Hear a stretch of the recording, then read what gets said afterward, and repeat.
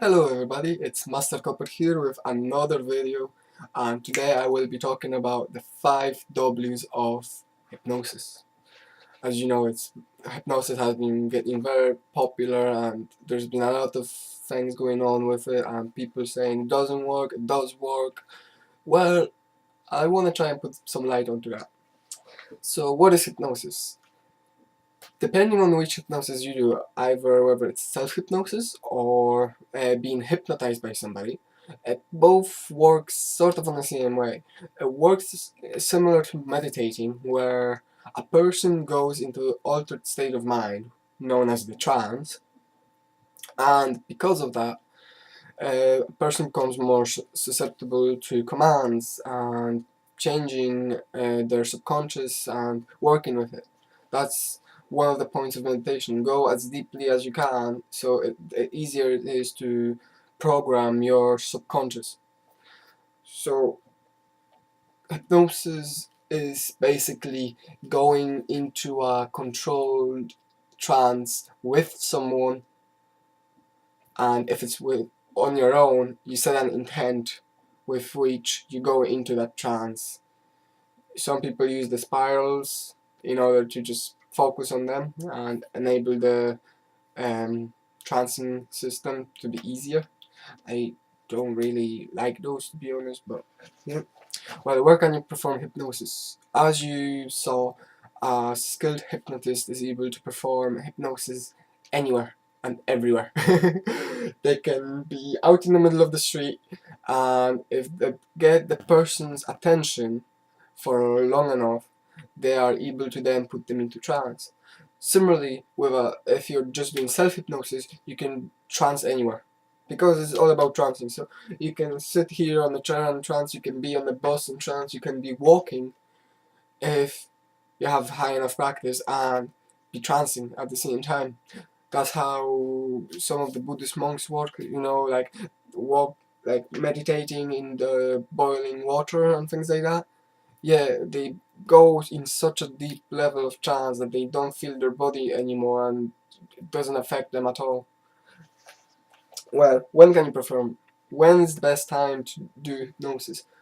I would say the best time to do it would be evenings and probably mornings. I'm not quite sure about the mornings, but I know in the evenings for certain, because you go in to change something within your subconscious, and whenever you do so, if you go straight to sleep, that then enables your brain to sort all of that information through, and since it was the last thing that you've done, it's not gonna get cramped in with some other things like eating sandwiches and going to the toilet, going out drinking and seeing your mates.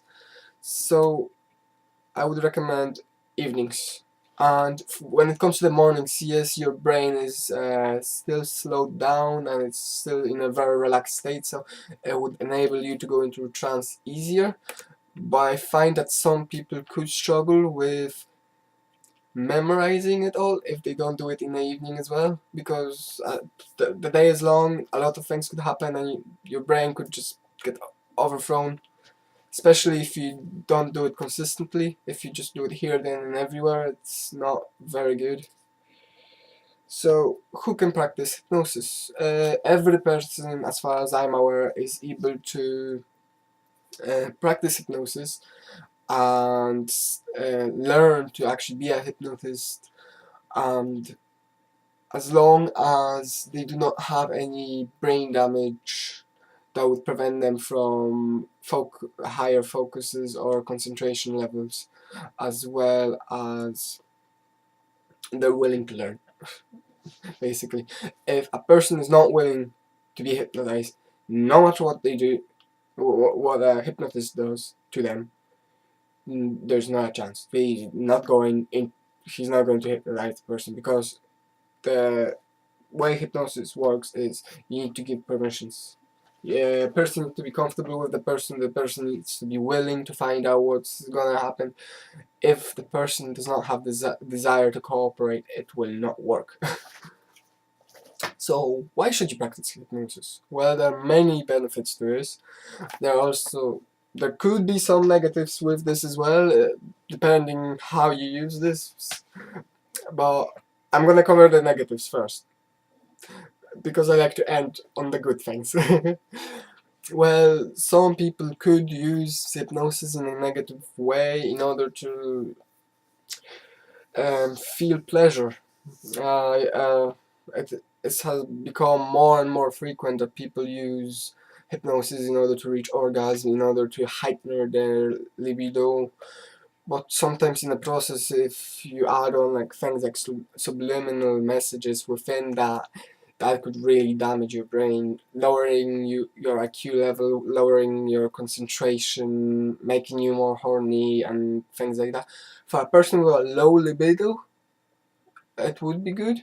But if, with a person, for a person with a just standard libido, I would certainly not recommend it, because say if you're horny every single day when you wake up and before you go to sleep, it's a disaster when it comes to your energy levels, especially if you do something about that. But that aside, I would like to focus on the benefits. First of all, you trance. You get more practice with trancing and going into deeper trances.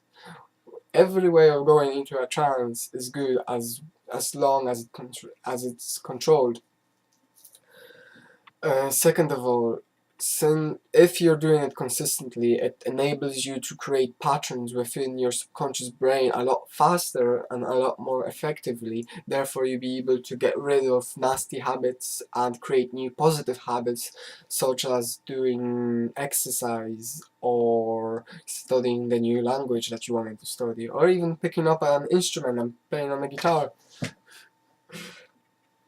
I think I've covered everything here. Let me know if I've missed anything. I hope you've enjoyed this video and learned something. And as always, I'll see you in the next video. Have a wonderful day.